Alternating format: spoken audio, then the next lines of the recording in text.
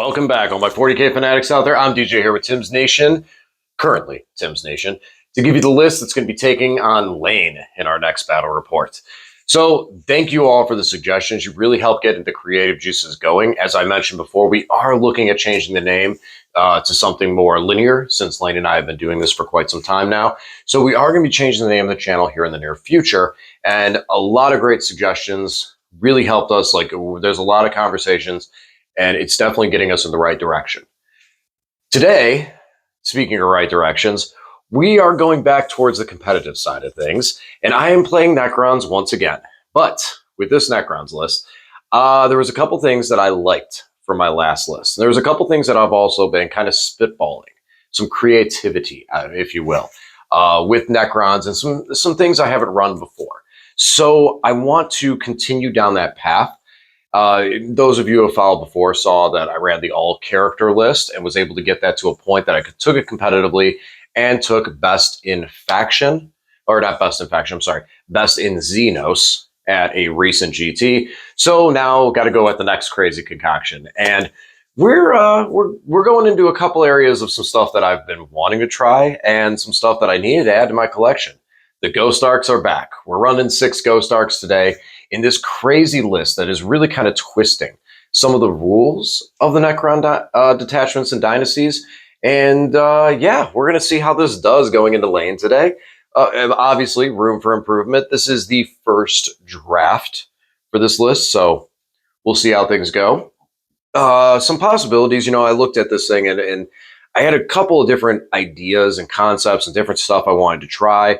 And it actually took a while. I took pictures of this army a couple of times throughout the week, getting stuff situated, getting stuff set up, and couldn't really get into that final position for it until the 11th hour, right before I had to, finalize this for our battle report this week. So I like what I'm bringing. I like how it looks. Definitely could see some tweaks in the future, but we won't know until we get this on the table. So without spoiling too much, let's go and take a look at this list, and then we'll come back and kind of chit-chat about why I made some of the selections and go from there. All right, here it is. Here is my Necron Starshatter detachment. All right, here it is. 2,000 points right on the button for the Necron's Starshatter arsenal.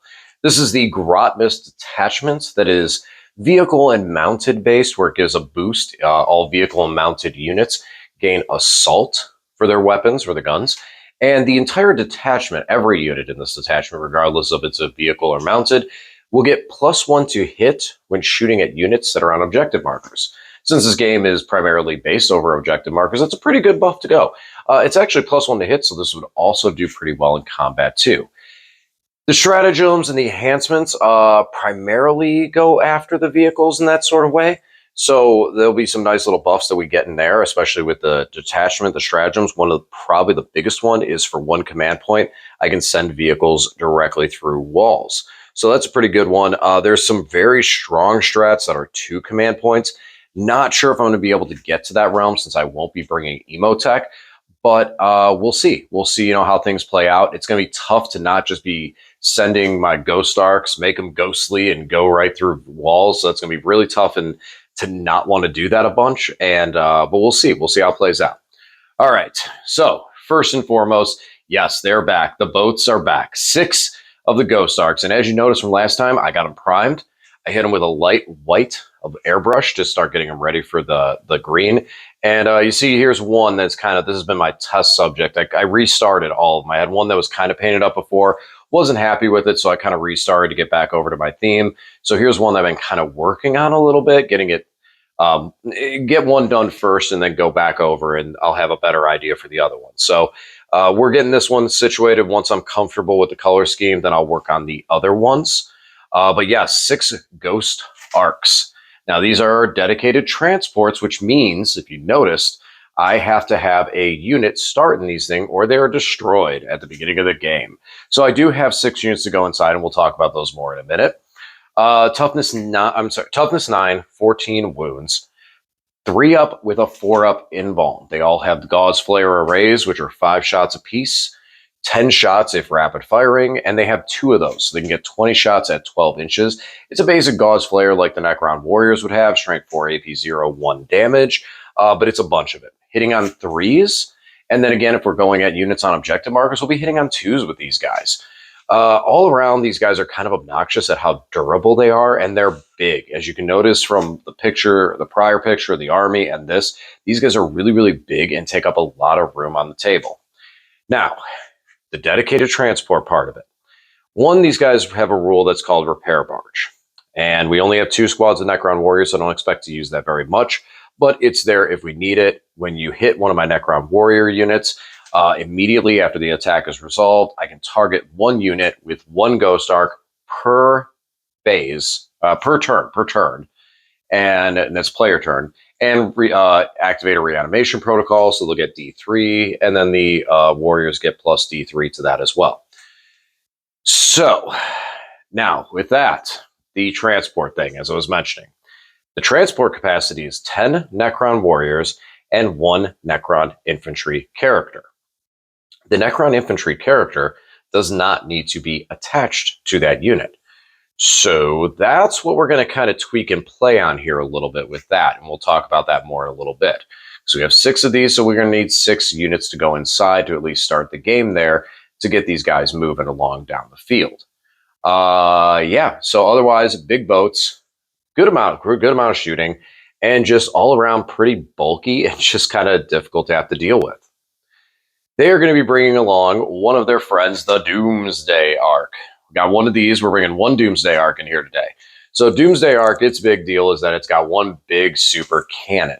High strength, high AP. If it sits still, it is heavy, so we get +1 to hit. Would not matter. It doesn't. The +1s don't stack, so I wouldn't get be able to get it up to +1 or 1 up to hit technically. Even though 1s always do still fail, you can't go +2 to hit. That's where it sits. But if something had -1 to hit, those would kind of wash each other, et cetera, et cetera. So there is some perks, I guess, with that, because it does have heavy. But I mean, +1 to hit when shooting at units not off an objective marker, or not on objective marker. The thing is with the Doomsday Arc, though, is you kind of always want to move this thing. And now, with this attachment, being able to advance and shoot with it is going to be very strong. So the Doomsday Arc all around is just a solid gun. Now, me and the Doomsday Arc, I personally have a love-hate relationship with this thing. I see its stats. I see it have success in so many other armies. Doomsday Arcs don't like me. I don't roll well with them. They don't do good for me. So hopefully, this solo Doomsday Arc that I'm going to be putting my faith into, and I'm bringing it here because I got faith in this Doomsday Arc being piloted by a Necron that is wired into its hull. I have faith he's going to do me proud today. Again, high strength, I believe it's strength 18. I have to double check, but I'm pretty sure he's strength 18 coming at you. AP 4. If he sits still again, he also gets devastating wounds on top of that. The +1 to hit because of the heavy. But the biggest factor with him is the flat 4 damage. There's a lot of weird units in the game that are very tough that have 4 flat wounds. And so things that are like flat 3 damage or in that aspect are going to end up requiring 2 hits to actually get through and take one of them out. Things like Centurions or Death Shroud Terminators. Now, I know Death Shroud can reduce the damage by 1 with a stratagem. That is a 2 CP strat. So hopefully that might be a little bit rough for them to do it too much. So yeah, we're definitely, that Doomsday Arc kind of fits a unique niche that I like as far as the damage output is concerned in that aspect. And then still, it goes strong into vehicles. Again, it is strength 18, just looked at it. And so it can do some damage across the board to many things. And it has blast as well. So it can get additional shots when it's shooting because right off rip, it's looking at D6 +1. So having that blast is going to really help it out. And it's super long range. I don't think the 72 inches is going to ever come into play, but hey, it's 72-inch range. It also has a gauze flare array, so it's a nice little pirate ship. If you get close, got those shots I can put down as well too. Moving on, still we'll stick to some of the vehicles.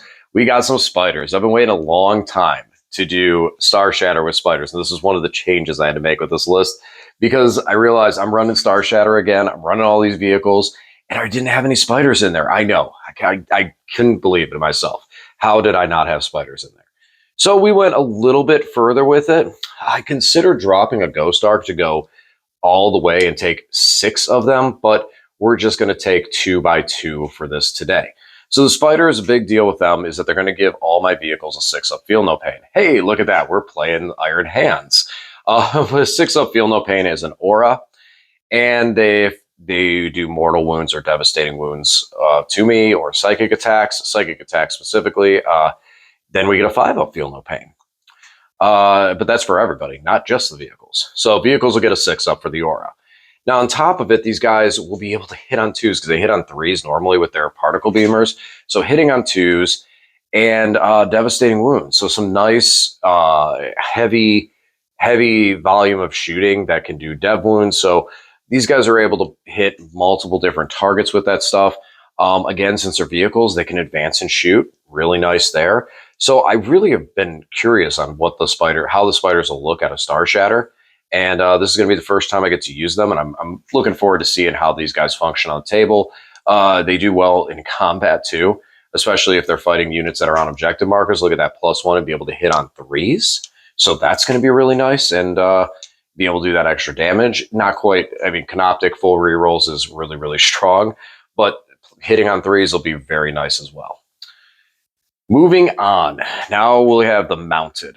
The one mounted data sheet that we're bringing is 2 by 2 heavy destroyers. I want to make sure that I have enough heat coming out of this army to be able to hit big things like knights, like vehicles, and put them on their butt. So these are mounted so they can advance and shoot. Flat 6 damage, strength 14, AP 4. It hits. It hits like they hit like trucks.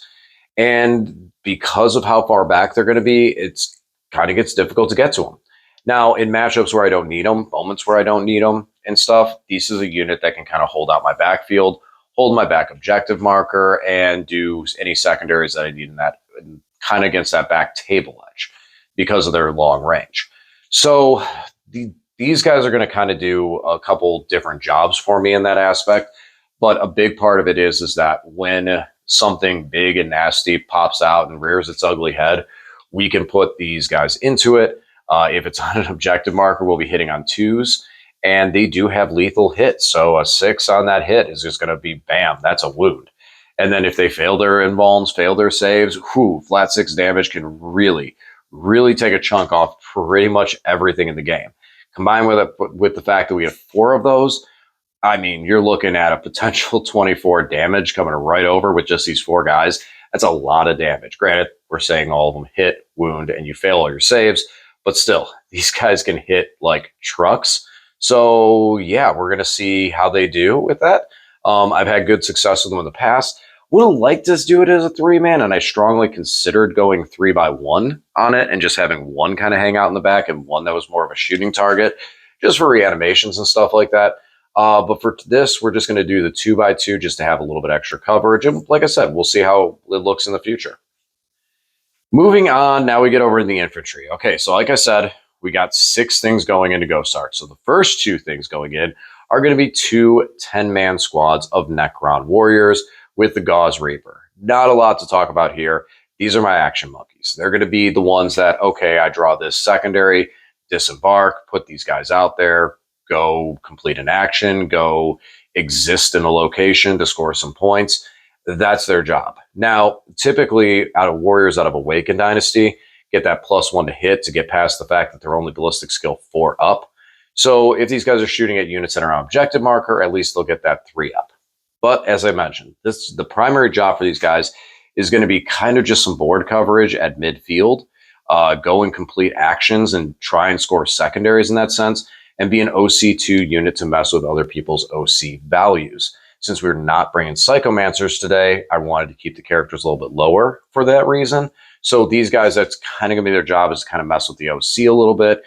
And again, just go out there and score points, 90-point unit, 10 dudes that we can resurrect. And with all the Ghost Arcs, if Ghost Arcs nearby and they get hit, we can reanimate a couple back extra. So hopefully that'll happen.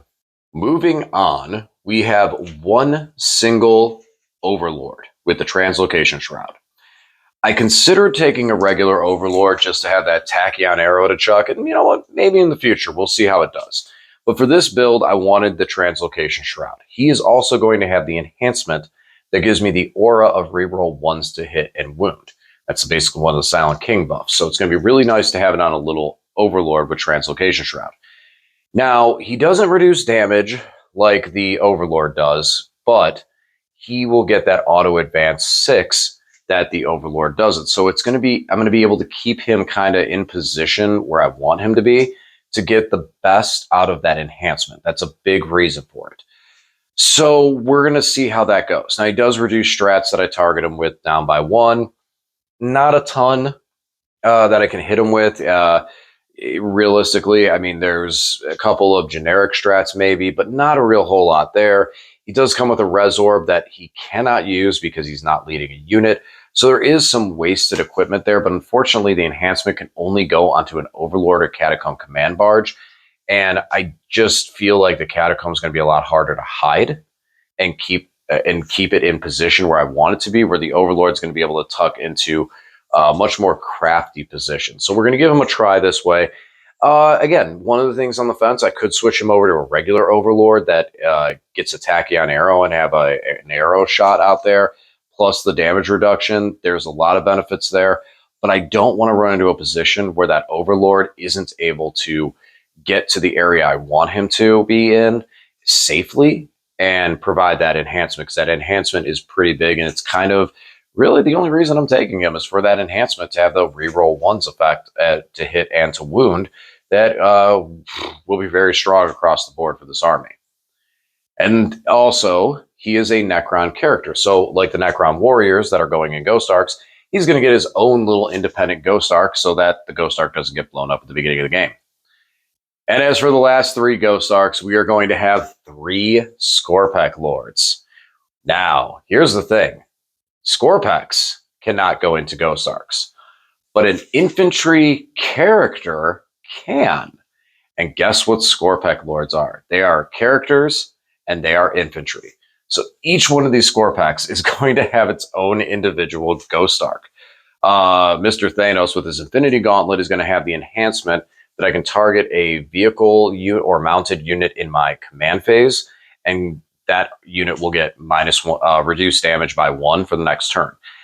I'm not a big fan of this enhancement. It's cool. It sounds good on paper, but because you have to do it in your command phase, you're just telegraphing that.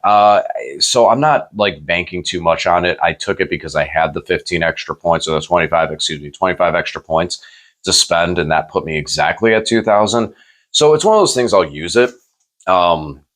You know, if I crash a Ghost Arc into something, just go haha and -1 damage, so make it tougher to take down. But I'm not banking too much defense about that because it is very, very easy for your opponent to play around it when you go, okay, well, this Ghost Arc is -1 damage. And they go, okay, well, I'm going to go at the ones that are not -1 damage and deal with that one later. So it is easy to play around it. But it's still cool and can be annoying when you do run a Ghost Arc into someone's face and they can't do anything about it and they have to fight it, and you're reducing the damage and they have to put way more into it than they want to. As far as the Skorpekh Lords themselves, they will get out, 3 up, 4 up, toughness 7, 7 wounds, impact damage on the charge. They have an 8-inch move, 3-inch disembark, so they're going to be 11 inches off the Ghost Arc and charge into stuff. This gives me some more combat and a kind of surprise factor of like these Ghost Arcs that have this Skorpekh Lord hanging in the weight to just pop out of there and start smacking around whatever we're playing into.